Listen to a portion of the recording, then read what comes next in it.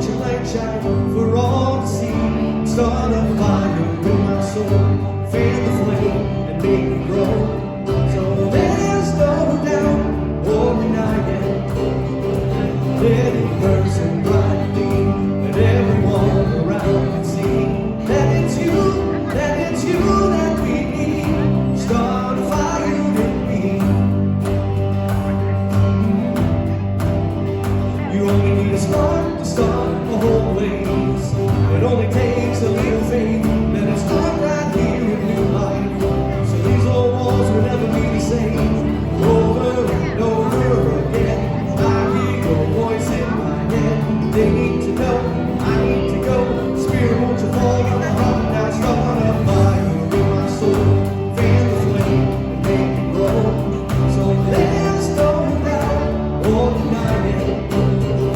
Let it burn so brightly that everyone around can see that it's you that we need. Start a fire in me. You are the fire, you are the flame, you are the light on the darkest day.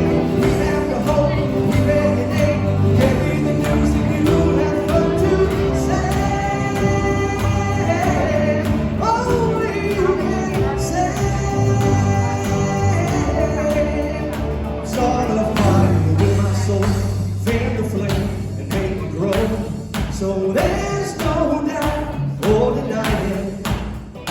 Let it burn so brightly that everyone around can see that it's you that we need. Start a fire with my soul, fan the flame and make it grow. So there's no doubt or denying. Let it burn so brightly that everyone around can see that it's you that we need. Start a fire in me. You are the fire, you are the flame, you are the light on the darkest day. Start a fire in me. Amen. Is that your prayer this morning? Amen.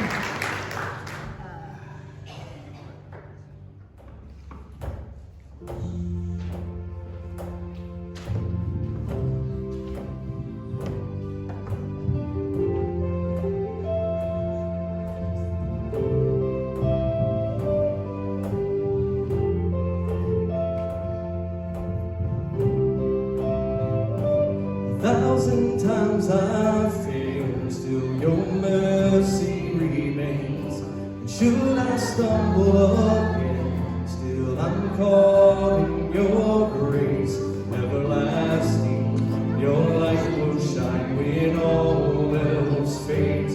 Never ending, your glory goes beyond all fame. My heart and my soul, I give you control. Consume me from the inside out, Lord. Let justice and praise become my embrace, to love you from the inside out.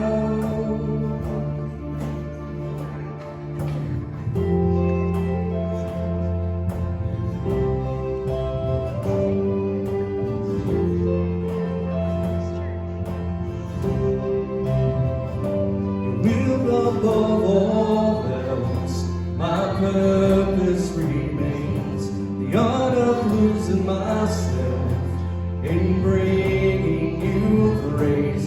Everlasting, your light will shine when all else fades. Never ending, your glory goes beyond all fame. My heart and my soul, you control. Consume me from the inside out, Lord. Let justice and praise become my embrace, to love you from the inside out. Everlasting, your light will shine when all else fades. Never ending, your glory goes beyond all. And the cry in my heart is to bring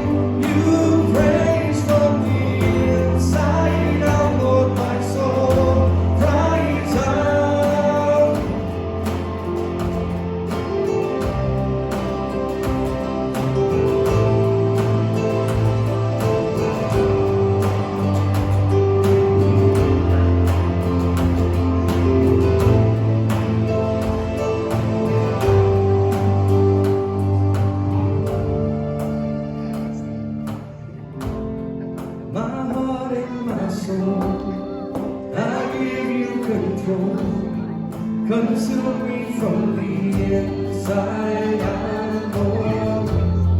Let justice and praise become my embrace, to love you from the inside out, everlasting. Your light will shine when all else fades, never ending.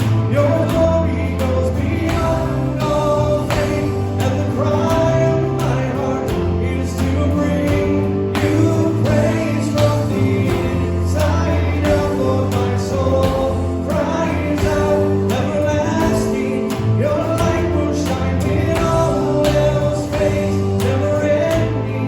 Your glory goes beyond all fame, and the cry of my heart is to bring you praise from the inside out. Lord, my soul cries out from the inside out. Lord, my soul cries out from the inside out. Lord, my soul cries out.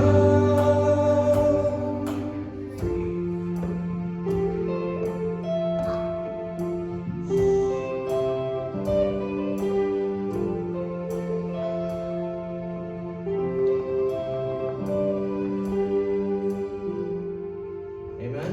Amen. Did you guys ever hear, did you know the world's flat? Oh, why are you laughing? Did you know that the world's flat? Is nobody going to correct me or anything? It's not flat? Wait, what year is it? 2021. Okay, what if it was the year 1592? Isn't the world flat? Can you hear me? Is it? Okay. It's always weird. Like, I expect a big echo, but then I'm like, I'm not that loud. But yeah, what about in 1492? Is it flat? It's flat, right? That's what everybody agreed upon, right? At one point in time, the scientific community agreed that the world was flat. They agreed upon it together. So, now, I want to be clear when I stand up here. I'm not Republican, I'm not Democrat, I'm somewhere way in the middle. Because I see everything from both sides, and that's just the way I am. So when I say something, don't immediately think, yeah, amen, and whatever, like, 'cause I'm probably not thinking what you're thinking. It's not the same thing. But science is real. I believe in science, and I think it's funny when people say, well, I believe in science. And it's like, well, I believe in science too. I happen to believe in God, and the more I get to know God, and the more I read and hear and see all the amazing things, the more I believe in science. Because they can't happen without each other. There's nothing about God, that is so weird that it's opposite of science. It's just not real. But does saying science is real mean there's no questions about stuff? Of course it doesn't mean that, right? There's always evidence for stuff to be real, but most often, and I don't want to break your heart, the science community comes to agreed upon conclusions on how to interpret the evidence that we have. Does that make sense? There's no, John's shirt is black, it's 1000% irrefutable, we can see it, it's black. No. Even to come to a conclusion like that, the science community would say, well, based on all the research we've done and the facts we have, whatever, John's shirt is black. And then from that point on, it's widely accepted that John's shirt is black. Until it's not. But until then, it's very hard to go against that, right? Do you know what? I'm pretty sure people die. But when people tried to start saying that the world was round, they got laughed at, mocked, made fun of, because it had already been agreed upon that the world was flat. And they had new evidence, and they found this stuff, but to go against the whole consensus of what is agreed upon, it's hard, isn't it? Now, does that mean that every time that everyone yells and screams and agrees upon something that it's true? Have you ever been to a football game? A couple weeks ago, the University of Tennessee, they basically got fined hundreds of thousands of dollars because the agreed upon consensus from the whole stadium was that a particular call was really bad, that it couldn't have been true. And because they all arrived at their agreed upon consensus, they started throwing things on the field at the other team, at the refs. There were golf balls, there were full beer cans, there were full everything they were throwing. They had to take their own team off the field, or actually to the middle of the field where nobody could throw that far, to be safe. So I would say that the agreed upon consensus in that case was wrong. But in that case, was it not hard to convince them otherwise? Right? It's hard. It's not easy. So we live in a culture of what's called pile-on, mob mentality, whatever. It just means they're trying to get some momentum going. And then there's this thing that's believed. And if you don't believe it, then you're an idiot. Then you don't believe in science. Or in the other case, you don't believe in God. 'Cause the other side does the same thing. Well, how could you believe that? Because this is clear to us.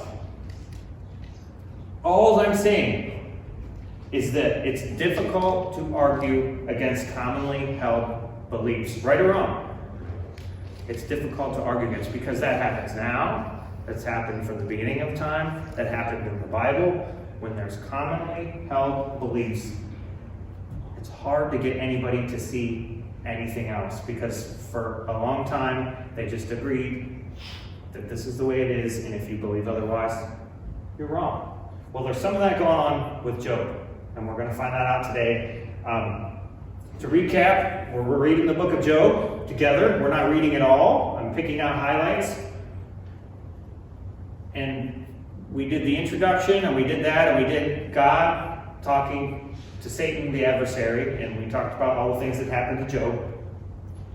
And if you weren't here for any of those, basically, Job was upright in the eyes of God, and everything was good, and Satan asked God and said, hey, look at Job. The only reason he believes in you, God, is because everything's well with him. He has all this stuff. Everything is great. Everything is perfect. If you did bad things to him, then he would curse you.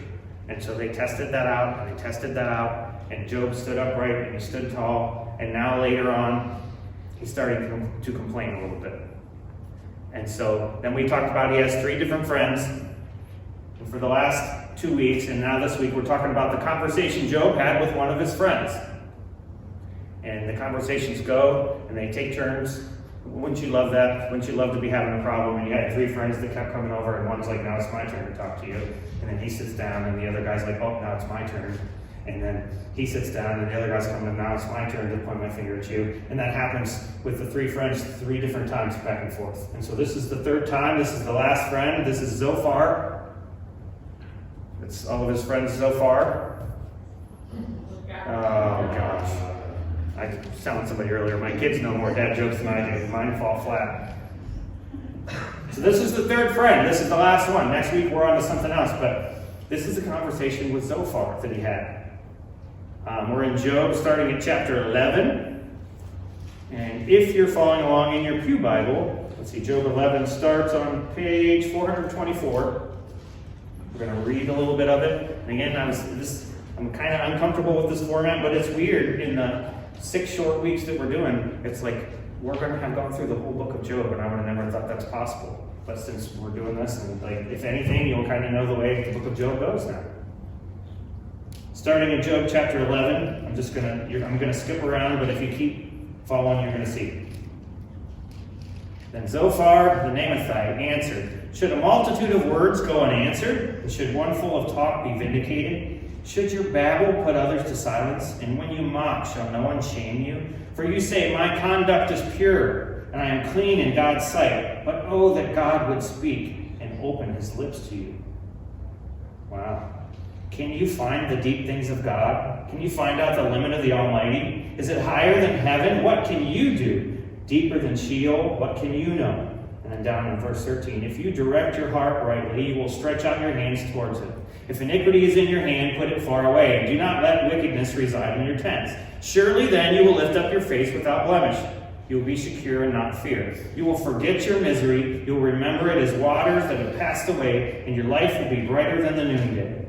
Its darkness will be like the morning. And you will have confidence because there is hope. You will be protected and take your rest in safety. You will lie down, and no one will make you afraid. Many will entreat your favor, but the eyes of the wicked will fail.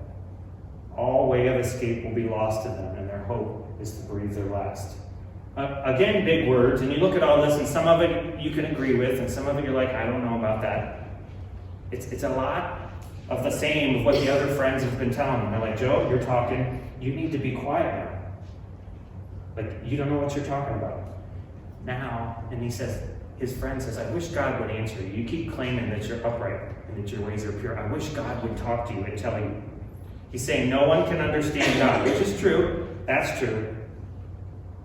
But here's the problem. Then he goes on and he says what his friends have been saying all along, this common held belief. Get right with God and all will be good. You must be wicked. Because their commonly held belief, whether his friends know or not, even Job believes this too. He just believes he's right? He believes the same thing.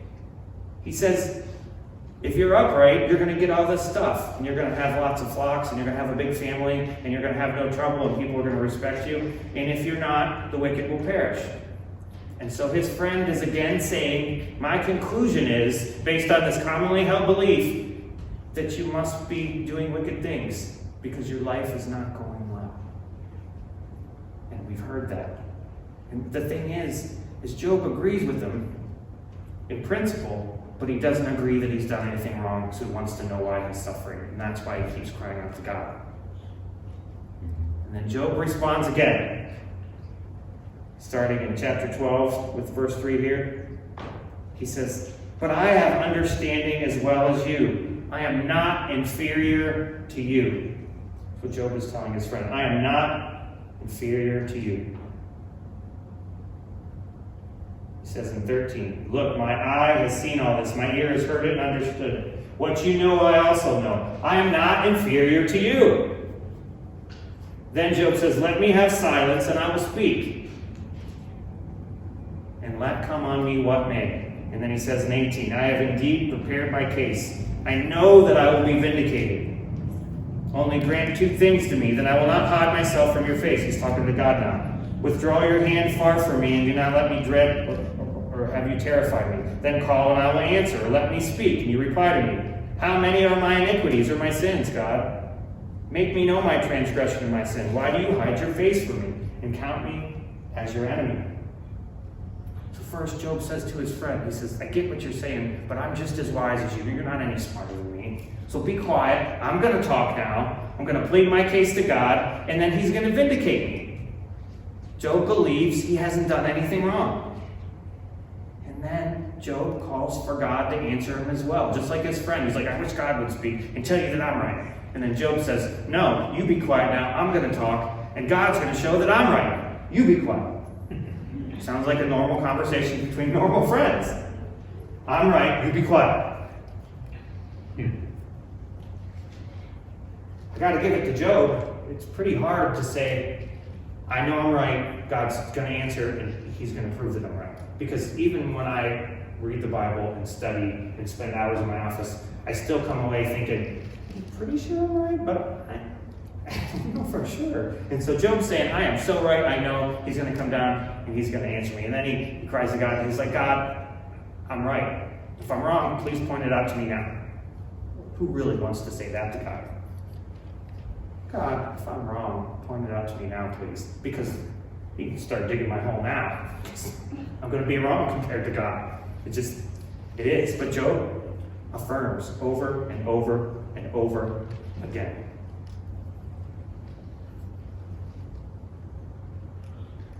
The next conversation so far speaks again. Starting in chapter 20.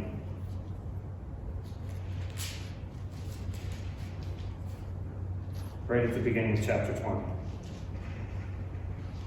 Pay attention. My thoughts urge me to answer because of the agitation within me. His friend's getting mad. I hear censure that insults me, and a spirit beyond my understanding answers me. Do you not know this from of old, ever since mortals were placed on earth, that the exalting of the wicked is short, and the joy of the godless is but for a moment? He's mad. He's like, okay, I was quiet. You talked. I listened. Now everything you said made me so mad, I have to talk again. He says, I don't care what you say, Job. The wicked do not prosper. This is commonly held belief, right? This is the thing we can't get past. Job is saying, but they do. I look over all the place, everywhere, and it seems like evil men do things and get away with it. And now here I am, good Job, and I'm suffering. But his friend Zophar says again, the wicked do not prosper. I'm so mad that you could even say that that's possible. Job answers again, starting in 21. Listen carefully to my words, and let this be your consolation. Bear with me, and I will speak. Then after I have spoken, mock on. As for me, is my complaint addressed to mortals? Why should I not be impatient? Look at me and be appalled, and lay your hand upon my mouth. When I think of it, I am dismayed, and shuddering seizes my flesh. Why do the wicked live on, reach old age, and grow mighty in power? To hear him again, let me speak. Then you can mock me. I don't think I've ever talked to any of my friends that way, but they're both getting a little angry now. Let me speak, and then you can mock me. And then he makes a good point here. Do you think at this point Job's friends have helped him at all? It seems like not. So Job starts to say, my complaint isn't with you guys. Why are you giving me a hard time? I'm not complaining about you guys. I'm complaining to God. And then he says, I have reason to be impatient. He's suffering all these things. He thinks he's right, and he's suffering. He says, I have reason to be impatient. Why is all this happening? Put your hand over your mouth. And he says again, why do the wicked live and prosper? And some of us, we may not say this out loud, but we think it every day. We think, why are these evil people in the world that, because you know the people, we all screw up, but then there's the people that are like, I'm just going to be bad and I don't care what you think. I'm going to go through that red light. I don't care about the other 50 cars that are there. I don't care about this. I'm going to cheat. I'm going to get my way. And we see them get rich, and we see them prosper. We think that they're happy. I would argue that they're probably not. And we wonder, why is this allowed to happen? And that's what Job is saying. He's saying, why is this allowed to happen repeatedly, over and over and over again? Now you're going to love the next part, because what happens is, remember each friend, the friend talked and then Job answered. The friend talked and Job answered. The friend talked and Job answered. Now Job's really mad. Zophar doesn't get his third turn. Job's like, darn it, just sit down, don't talk anymore. And we start that in chapter 28. He just cuts off his friend. He's done. So starting in 28, and I'm not going to read the first part. The very first half of 28 is all about God and the way he created the earth and how we can all see it. And the evidence is there. You look at the mountains, you look at the ocean, and everything that God created that you can see. And then he goes on starting in verse 12. But where shall wisdom be found? Where is the place of understanding? Mortals do not know the way to it. It is not found in the land of the living. He's talking about wisdom now.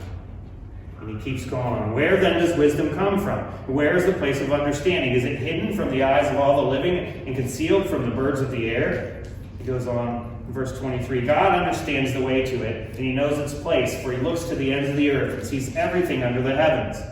When he gave to the wind its weight, and apportioned out the waters by measure, when he made the decree for the rain and a way for the thunderbolt, and he saw it and declared it. He established it and searched it out. And he said to humankind, truly, the fear of the Lord, that is wisdom. And depart from evil is understanding.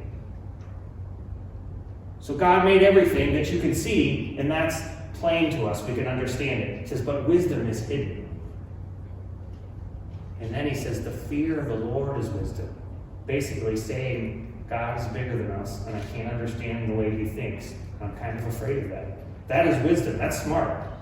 This God who made everything, who made the mountain, who made the ocean, who did all that, he obviously knows more than I do. To know that is actually wisdom. Not all the things we think we know. Knowing that God made it all and we can't even think anything like him. That's wisdom. And to depart from evil is understanding. You understand the difference between understanding and wisdom? I understand that while I can't understand God, these bad things, I should run away from them. That's understanding the wisdom that I have. And then we read a little bit more starting in chapter 29, verse 2. Oh, that I were in the months of old, as in the days when God watched over me. Job is remembering the good times in his family as we would. When the friendship of God was upon my tent. He goes on in 8. The young men saw me and withdrew, and the aged rose up and stood. The nobles refrained from talking and laid their hands on their mouths. This is when Job walked in the room. And then 12. Because I delivered the poor who cried, and the orphan who had no helper. And I caused the widow's heart to sing for joy. 15. I was eyes to the blind and feet to the lame. I was a father to the needy. Keeps going. He says, my past was glorious, is what he's saying. God was with me, and men respected me. Not only that, he said he helped everyone who came across his path. This is why Job thinks he's righteous and he hasn't done anything wrong. What have we talked about over and over? It's not just about what you believe, it's what you do. And Job's saying, this is what I did. I helped everybody who was in front of me. He goes on starting in 30. But now they make sport of me, those who are younger than I. It's the biggest insult if you feel like you're older and wiser when a young person comes up and says, you don't know what you're talking about. That's what they started doing to him. Verse 9, and now they mock me in song, and I am a byword to them. They mock him in song. And then in verse 16, and now my soul is poured out within me. Days of affliction have taken a hold of me. A little bit more in 31. Starting in 3. Does not calamity befall on the unrighteous, and disaster the workers of iniquity? Does he not see my ways and number all my steps? If I have walked with falsehood and my foot is hurried to deceit, let me be weighed in a just balance, and let God know my integrity. If my step has turned aside from the way, and my heart has followed my eyes, and if any spot has clung to my hands, then let me sow, and another eat, and what grows from me be rooted out. If my heart has been enticed by a woman, he goes on. If I have rejected the cause of my male or female slaves, he goes on. If I have withheld anything that the poor desired, or have caused the eyes of the widow to fail, or have eaten my morsel alone, and the orphan has not eaten from it. If I have seen anyone perish for lack of clothing, or a poor person without covering, then let my shoulder blade fall from my shoulder, and let my arm be broken from its socket. Verse 35, oh, that I had one to hear me. Here's my signature. Let the Almighty answer me. Oh, that I had the indictment written by my adversary. And at the very end of chapter 31, the words of Job are ended. Everybody's mocking Job. God doesn't answer. Then he goes on and says, why does not God see that I'm upright? If not, let him punish me. Again, a hard thing to ask of God. God, I'm upright, but if I'm not, let me know. He's yelling, answer me, answer me, answer me to God.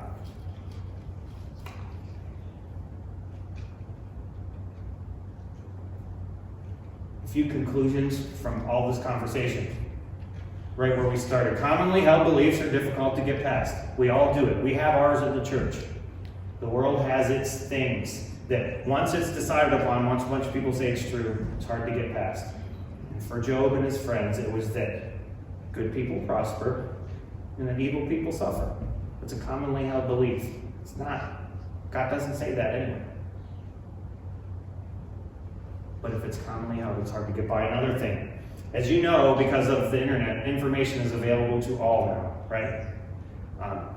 Just the other day, I heard somebody say, remember like when I was growing up and a song came on the radio and you're like, do you know who sings this? And the person's like, no. And I'm like, I think I know who sings that, but I'm not sure. And neither of us are sure. What happens?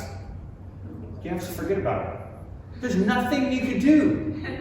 You maybe could go to the library, but the library wasn't much on popular music. You had to wait until months later you randomly ran into a person who knew who sang that song. That was it. There was no way to find out. You couldn't get on your phone, you couldn't get on your computer, couldn't call the helpline in college, you couldn't do anything. You just had to say, well, I guess we don't know. And the more information you knew, the smarter you looked. And some people pretended like they knew and told you, and you're like, oh yeah, that's good. But information is available to all now, right? At least the raw information. But here's the key for us, for the world, for everybody. Wisdom is just not possible apart from God.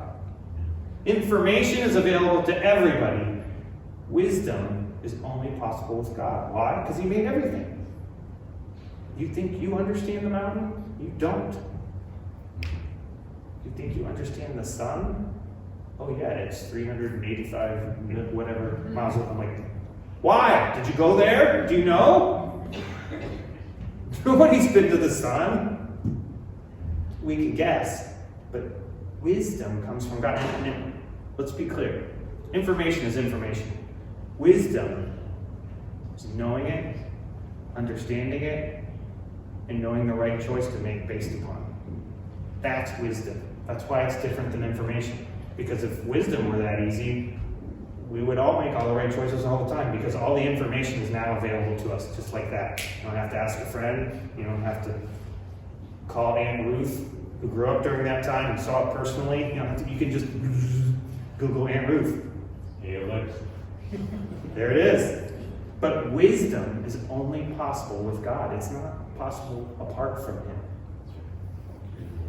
Now, when you're arguing with your friends, let's remember this. Sometimes the fight is with God. It's not with them. Was Job really fighting with his friends? Did they take his family away? Or his crops away? Or anything like that? No, they didn't. Job was arguing with God.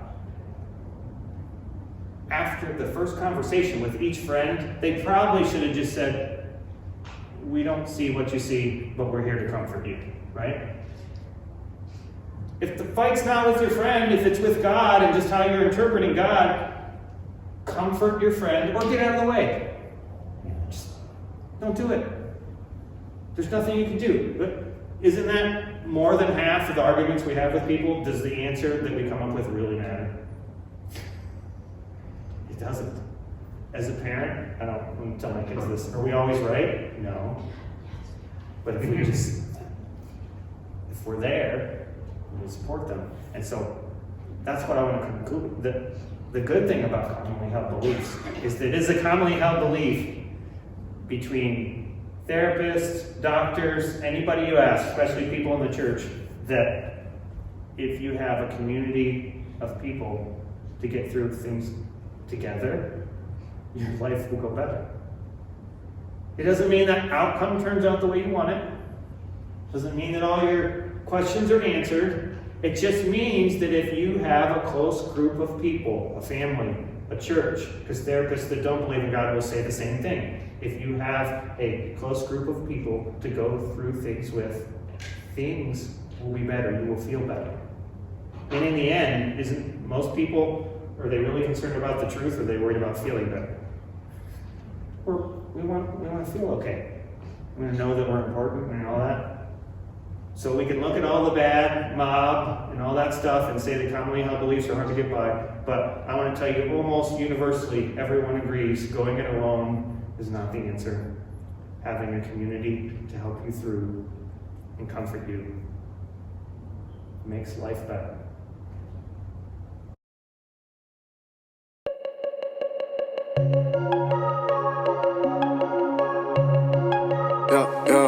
I need you to fight for me when I don't know what I believe.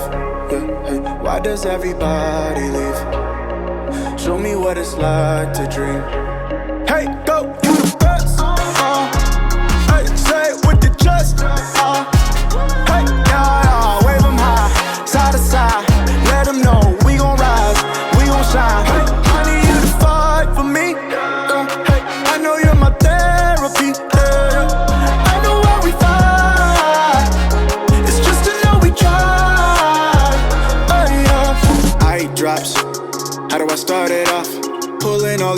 was trying to keep it all clear. I got way too many thoughts, but in these expectations got me feeling stuck like